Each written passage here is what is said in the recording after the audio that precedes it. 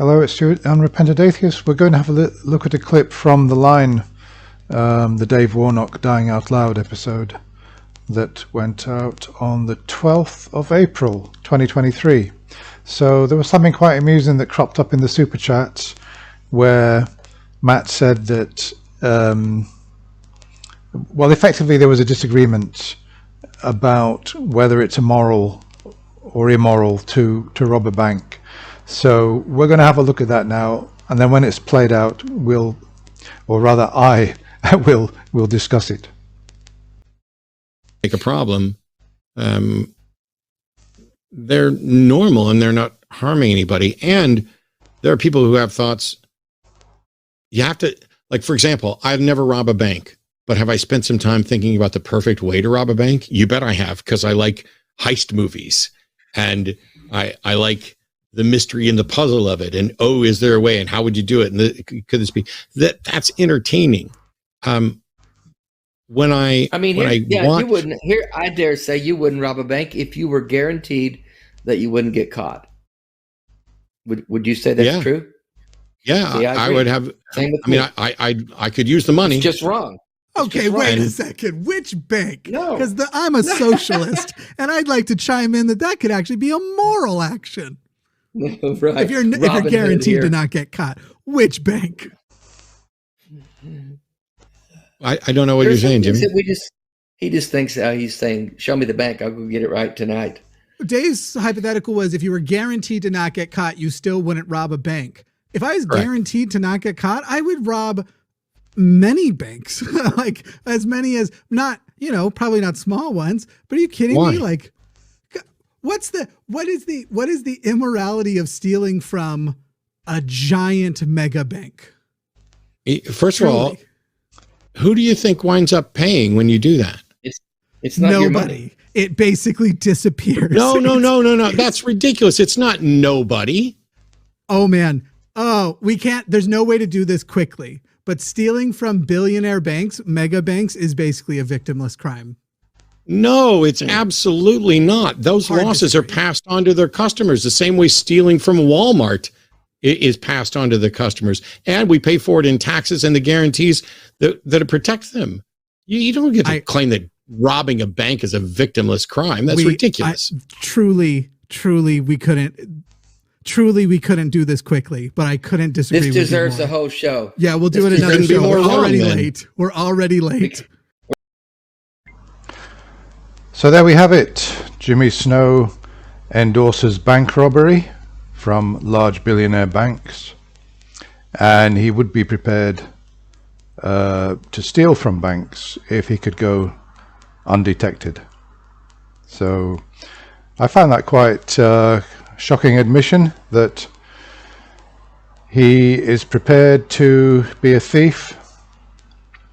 Obviously Matt Dillahunty took another view, his main reason being that obviously they didn't go into it, they didn't discuss the morality of it as such, but more to the point, is there a victim in this crime?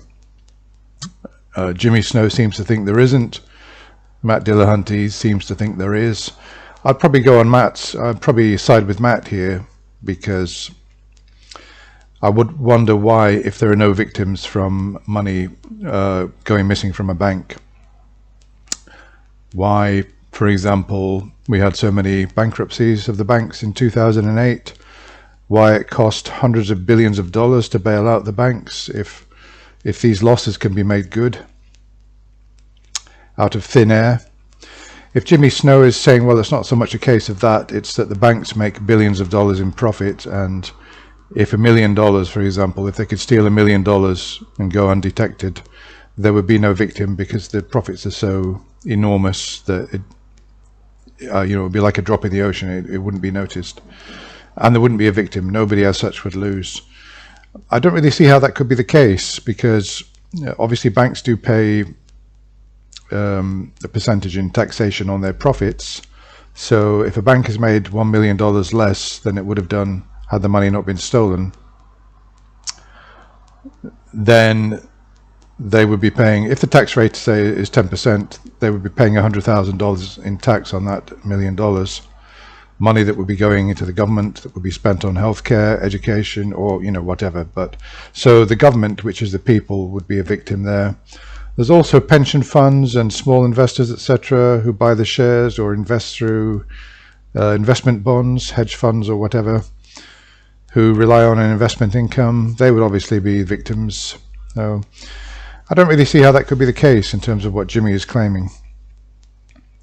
We know that, for example, Barings Bank was brought down by a single rogue trader, somebody who worked for the bank, who was effectively gambling with the bank's money on the, I think it was the Malaysian or the Singapore Stock Exchange. And the losses went into such huge numbers, like hundreds of millions of dollars, that the bank could not make the money good, went bankrupt, and was eventually sold for £1. So I would wonder really if what Jimmy is saying is true, that taking money from a bank when you don't have a right to it doesn't harm anybody. I don't really see how that could be the case, or at least from the evidence that I've seen, it is not the case. If any of you guys know different, I would be interested to know.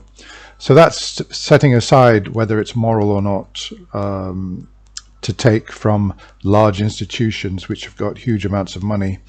Personally, I would say no. There are circumstances where I could justify theft. For example, stealing food for a person who was going to die of hunger. Yep. You know, it may not be moral, it may not be a moral act, but I would struggle to say that was an immoral act, or at least I would say it's a grey area. So in those circumstances, I can see myself, I could become a thief in that kind of circumstance when it was not for my own personal gain and I was trying to save life. But stealing from a bank, and Jimmy did not say what he would use the money for, if he was going to redistribute it to the poor, well, that might make a difference. But I didn't really hear his argument. All I heard was him claiming that it's a victimless crime. So, but I don't think it is. I would really be interested to see them talking more on this. It's obviously a big point of disagreement. I think Matt looked visibly shocked and outraged as well at what Jimmy was saying. So there is actually a big disagreement. I'm sure they've had words about this, and they may well decide to bury it and not come back to the topic. But nothing to do with atheism, of course, but just one of those side issues which makes this interest of mine and yours as well entertaining and interesting. Okay, well, that's all for now. I'll be back again with another video soon. Bye for now.